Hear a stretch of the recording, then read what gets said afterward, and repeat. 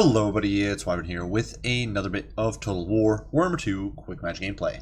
This time around we are on the map Shimmer's Ward, playing as the forces of the Empire against the forces of the Vampire Counts. And for this matchup, one of the things I personally really like to do, and I think is one of the effective ways you can play the Empire against Vampire Counts, is to actually meet them blob to blob. Take advantage of some of your mobile firepower, and then run a nasty demi-blob mixed in with some powerful support lord and hero options to simply grind them down. Use grenade launchers to break up zombies that may be summoned to help in that sort of pit fight, and then use your demigriffs to outgrind any blood knights and units like that. However, one of the things I have found to be a bit of a difficulty with my classic strat that involves Life Wizard and Karl Franz is the fact that units like Hex Rates can show up, and these can be quite a bit of a nuisance since, well, you don't have magic damage with this sort of strat. Empire doesn't have much access to magic damage in general, besides Volkmar spells, of course, and the Hammer of Witches and Silver Bullets. You don't really have much going for you in that department, and Hex Rates do trade rather well with demigriffs. So what I wanted to do was try a different lore of magic and see if we can get a bit of magic damage on the field that way. So what we're actually rocking here is a Grey Wizard, and to facilitate the Grey Wizard I decided to run Boris since he could regen on his own. Unfortunately, that doesn't mean I have to bring Boris on a Griffin, because otherwise you don't get AP, you don't get the same amount of punch as Karl Franz would on a horse. So I do feel kind of obligated to bring him on a Griffin in that case. So regardless, going over the build here for Boris, he is definitely not up to snuff with Franz for raw combat stats, especially on a horse, but he does still have good old hold the line for those AoE buffs. Crush the Weak, which is a solid debuff, especially against undead who don't have very good stats to begin with. It's pretty potent. And then we do have the White Cloak of Ulrich, an additional -9 melee attack to nearby enemies. And then, of course, we do have the Midland Runeframe providing us with regen. I also did bring Foe Seeker just because I wanted to keep my vigor up as much as possible and hopefully keep my leadership here able to be in fighting shape till the bitter end. Alongside him, we do have a Warrior Priest who's leading the Demi-Blob down on the ground level here. I did decide to bring a Banner of Flame, kind of in case we saw some Vargulfs or perhaps other regenning units hit the field. As the case may be, we aren't seeing them here, but I figured might as well give it a shake here. He's got Benediction. Might seem a little silly, but honestly, Benediction is, in my opinion, incredibly valuable. Demigriffs do not have the best leadership to begin with, even though right now it looks like it with all these buffs and flank secured and all that. When surrounded by a horde of undead, they can break very easily, especially when terror's involved. So I find that in my experience, it's nice to get that extra leadership when you can. Besides that, we do of course have the Grand Hammer of Sigmar. We do have the Shield of Faith, as well as Soulfire, so we're going to be able to nuke those blobs a little bit and keep these demigriffs in tip-top shape, despite not having healing, which of course is a bit of a problem. If you can't heal your demigriffs, they are going to have a tough time out enduring the enemy. Alongside that, we do have a Grey Wizard. Now, this bad boy is rocking 2 spells. We've got Enfeebling Foe to debuff enemies when needed, and then we do have Occam's Mindrazor, an extra 50% damage to our demigriffs and imbues them with magic damage. So units like Chillgeist, beware, you will get deleted very fast. And so that's the Grey Wizard there. Besides that, frontline dirt cheap, some spears and some Sigmar Suns here just to hold the line and stall the inevitable undead horde. Some Outriders with grenade launchers here to bust open the potential elite infantry, especially Graveguard with Weapons, that sort of stuff. And then we've got some Outriders out here on the periphery to poke away at enemy Flying Lords, to poke away at Blood Knights, high value targets, and a single unit of Empire Knights to play Backcatcher and a bit of defense against Dire Backpack. Now for my opponent here, going as the Vampire Counts, he did decide to go with a very wide composition and has invested very little in the infantry line. If we look here, it's mostly just Skeleton Warriors and Zombies, nothing fancy there. They are backed by some White Kings on horses, which you don't see all that often, but it's certainly a valid choice, and these guys with their bonus infantry can dice up Empire State Troops, and of course they do have Scab's Wrath to dice them up harder. Blood Dragon Vampire Lord is rocking the skies and his Hellsteed here, and this bad boy of course does have the Helm of Discord. He's got Heart Piercing, which synergizes excellently with Blood Knights, and he also does have Raised Dead as well as Invocation and the Hex, so we are in for a brutal fight against this bad boy. Alongside him, we do have the Chillgeists. These guys of course do have the Snare, and as mentioned, can be brutal against Empire, which doesn't have magic damage options. And over here, as I saw my opponent's Blood Knights breaking cover here, 2 units of them, I decided to try to close in, cut off the Chillgeists, and hopefully eradicate them before my opponent could get them back safely. It's a little bit of a misplay here on my opponent's part, allowing them to get caught out. In comes Boris, clips one of them, takes down one of those wraiths, who of course leaves a corporeal body because that makes sense. Demigriffs do get a little bit of a charge off and are going to do some damage, but nothing too crazy. Grenades in the meantime raining in on the skeletons. Grenade launchers really will do a number on undead. In the meantime, we do have some Dire Pack, Dire Wolves over here, trying to close the gap and help provide support. And I don't really want to get caught out in a big old pit fight here. As you can see, we are going to be pivoting our infantry formation this way.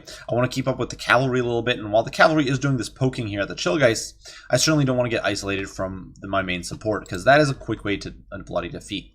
My opponent, in the meantime, collapsing in with all his mobile forces. The White Kings, the Dire Pack, the Blood Knights, all closing the gap very quickly. And, of course, the Blood Dragon can come in very, very fast. And they are looking to converge on this pocket of cavalry. Now, we do get a little bit of a charge off on the Skeletons here, beating the crap out of them. Obviously, it's just a 300 gold unit, so nothing of huge value is done there. But we scare away the Chillgeists and then do pull clear with most of the Demigryphs. So took a little bit of damage there, did quite a bit, almost wiped out a unit of Skeletons and beat down some Chillgeists. So honestly, a decent trade for an opening salvo there. More grenades flying in and doing some brutal work to the Skeleton boys. And Empire Knights sallying forth to get some early charges in, trying to get a little bit of damage in before my opponent can get too much done. Outriders pressuring the Blood Dragon, of course. And this is why you bring them, because you can just apply constant pressure to Flying Lords. If your opponent's trying to cycle charge you or do gimmicky crap like that, you can shut that down very, very quickly. Unfortunately, we do get caught out here by the Chillgeists. The Outriders do take a little bit of damage. We are able to dive right in here. In comes the Warrior Priest, dropping that sweet, sweet Soulfire. In come the Hounds, and this is actually not good for the Hounds. Soulfire does quite a bit of damage. Invocation Head goes down, but we do have Shield of Faith going in. We are tearing these Chillgeists a new one. And although Boris here is definitely getting beaten down, we're able to endure relatively well here. And as you can see here, the infantry just continuing to fall back. Empire Knights interdict the White Kings. And the Outrider fire reigns in, able to poke away at the Blood Dragon and this pocket. Unfortunately, Boris a little isolated here, far away from the main fight. Occam's Mind Racer does go down, though, so the Chillgeists go down very, very quickly. They just have an absolutely horrible time there. And here in the pits, we are going to see Blood Knight on Demigryph. And we are surrounded, but of course, Outriders can continue to pour their murderous hail in, doing quite a bit of hurt. Boris, unfortunately, a bit trapped out here in the periphery, but with Occam's Mind Racer, Demigryphs are absolute beasts. Look at that 80 weapon strength, and of course, these guys do cause splash damage. They are being souped up by that Warrior Priest, and we are dishing out a lot of hurt to these Blood Knights. We're definitely tearing these guys to shreds relatively quickly, enfeebling foe going down this unit of Blood Knights, trying to drag them down very quick. And although one of the things actually worth keeping in mind is that although the Blood Dragon was pressuring Boris, did a lot of damage here, it means he was not here helping debuff the Demigryphs. So with no heart piercing on the Demigryphs, 125 armor holds up rather well. Unfortunately, we will not be healing with him. That is definitely a downside. But as the Outrider fire continues to pour in, the Blood Dragon is definitely bleeding there a bit. And he is diving into the Warrior Priest, but Heart Piercing's expired now. So he's not going to be able to get those sweet, sweet debuffs on my high armor targets. Now, Boris over here does decide to charge into the pocket. Of course, those summons that we discussed before are being dropped all over the place. Blood Knights being very, very annoying, but the Outriders continue pouring fire in. White Kings here trying to fight their way clear, but the Empire Knights, with their very high armor, if not amazing combat stats, can bog these guys down for a long, long time. And that's what they're doing here. They're bogging down these White Kings, buying us time. Sigmar Shuns are in the pits, and they will grind down this undead trash relatively well. All these Skeletons, so big misplay here on my opponent's part, piling all of his trash troops into the fight here, when really he could be trying to get surrounds, trying to get encirclements. But unfortunately, due to the pressure trying to get rid of my Outriders, trying to deal with his pocket here, my opponent isn't really able to focus on this fight. And honestly, neither was I. My Spearmen here routing, I really could have tried to get better engagements there as well, tried to support my Knights better, I just wasn't doing so. Outriders here do get routed by the White Kings, so very well played for my opponent there. We do get one last Soulfire raining down death and destruction on the Blood Knights and putting them back in the grave. Hammer of Sigmar going through and buffing up this entire pocket. Blood Dragon, though, almost healed back to full, so really brutal stuff. And going in after the Warrior Priest. And keep in mind, we've got no heals, so this is going to be the end. Warrior Priest will not recover from this. He's down to 129 HP, and he is going to die a horrible, painful death here. Actually, looks like he doesn't die. He's actually going to be able to rout out of the fight. Now, another Occam's Mind Racer does go down. Weapon strength rocking up. 460 on the Grey Wizard. Boris up to 688. And, of course, Demigryph still very, very powerful. And dragging these Blood Knights into the muck. Blood Knights are very depleted. One unit's been wiped out. But, unfortunately, Demigryphs are almost dead. These guys down to 5 models. These guys down to 8. The Royal Crypt fight's not going to be able to stick around much longer. They've done their very best. They fought to the bitter end. But it just doesn't matter. They're getting dragged into the muck. And all these zombies, all these units getting summoned here are just doing a number on us.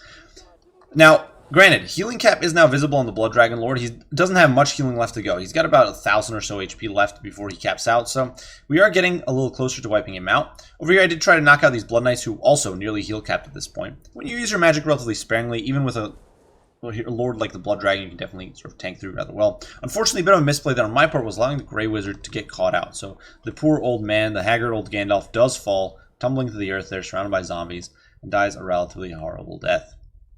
That said, we are not letting him go so easily. As you can see, Outriders here scattering to the four corners and able to now apply pressure to the Blood Dragon, to these high-value targets, the White King.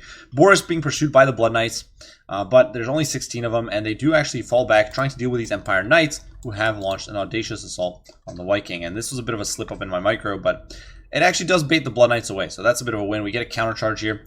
Empire Knights clashing with these undead warriors of renown, and they really don't have much of a chance.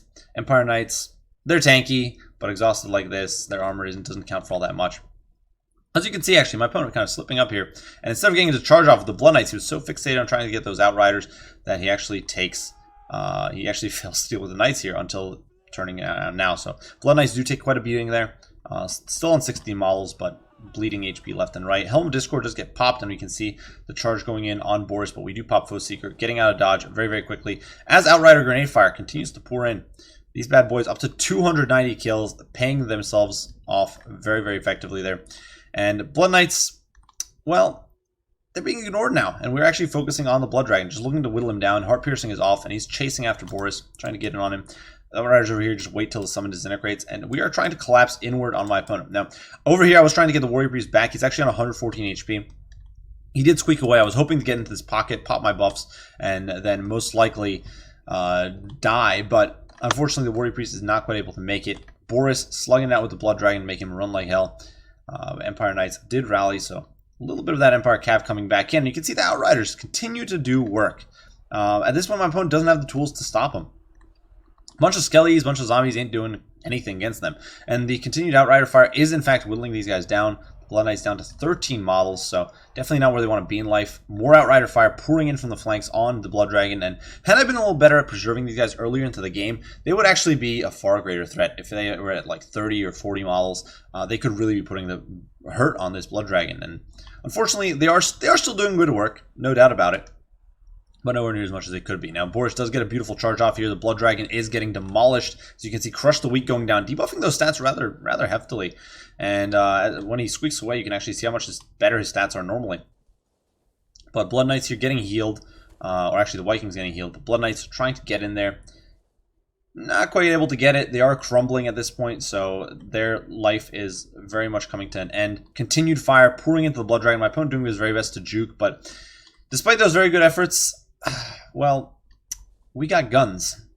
These aren't some pansy elven bows or some second-rate orcish garbage or even undead handgunnery. This is Empire gunnery. These are hardened veterans of the Outrider Corps, and they are putting this Blood Dragon Lord into the dirt, and they do so. He has fallen, lying here, body shattered. That's what you get. We're trying to mess with Imperial guns. Blood Knights over here are trying to pursue, trying to close the gap there on the Outriders, and actually close the gap there a little bit. And as I mentioned, at this point, just about every model counts. So when they shave off 3 models here, it might not seem like much, but honestly, those are models I'm losing, and that's damage I'm going to be losing on these White Kings, because life is looking a bit grim. And these Outriders here also routed by the White Kings from sheer proximity. Fortunately, the Blood Knights there did shatter and collapse, but these White Kings still in good shape. We're going to pour some fire in there, use our Outrider grenades, who are now out of ammo, to clean up some skeleton warriors in the background there, as the spears and the swordsmen, as the Sigmar Sons, do try to close the gap here. With the Blood Dragon gone, that does give me a bit of a leeway now. I don't have to worry about something diving in and sniping Boris. I don't have to worry about the zombies getting healed or any of these troops getting healed, and so that is definitely a win. We're now able to deploy a bit of a murderous crossfire on these White Kings, and you can see they are definitely taking a beating, despite some efforts to dodge there and juke around. They're not really able to close the gap. They've only got 78 speed normally. They're actually getting slowed by Boris over there with his White Cloak of Ulrich. And continued fire just does pour in. But look at these kill counts, 70 and 106. Those Scab's Wrath really paying off. And we just continue firing, expending my ammo. I was doing all I could here to weaken these guys. Boris does dive in, pops Foe Seeker, whiffs his charge, because that's how Flyers be. Gets countercharged and smacked around pretty badly. So things not looking very good there. But Outrider grenades do charge in, as the fire from their brethren does continue to pour in. And as you can see here, we are getting a nice little surround. Boris charging in, diving in against those White Kings. And those undead warriors, while doing quite a bit of damage, and of course they will beat down Outriders no problem in the long haul, they are getting surrounded. Their attacks are being deflected from Boris by the brave sacrifice of these Outriders. We now have Sigmar Sons pouring in, all 2 of them that remain, diving into the fray here, doing their very best to help bring these Vikings down. Of course, the Vikings taking almost no damage in this fight, but Boris able to cycle charge and get the maximum value out of that monstrous mount. That Griffin just plowing in from on high, diving into these Vikings and beating the brakes off them. Down 21 HP there, gets shot to death with a backstabbing blow from the Outriders. And this Viking here also getting surrounded. Leadership is buckling. Outriders, you're breaking. Keep in mind, those leadership penalties do stack. When you've got nearby units routing, when your army is this close to breaking, this could be the very end for us. So it's definitely important to try to get in there. You can see Boris dives in, piling in, and that one blow is enough to set the balance of power in our favor. And we're able to secure the victory there. Boris does still take a final swing, but it is enough. The forces of the Empire do prevail, and a Pyrrhic victory.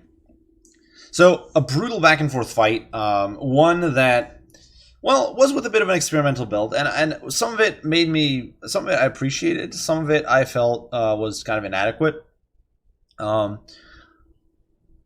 I did feel like the loss of healing certainly hurt the Demigryphs in the long run. Lacking Shield of Thorns, lacking Earthblood, and honestly lacking Karl Franz's AoE buffs for that burst of damage and burst of survivability with Stand Your Ground and Reikland Runefang.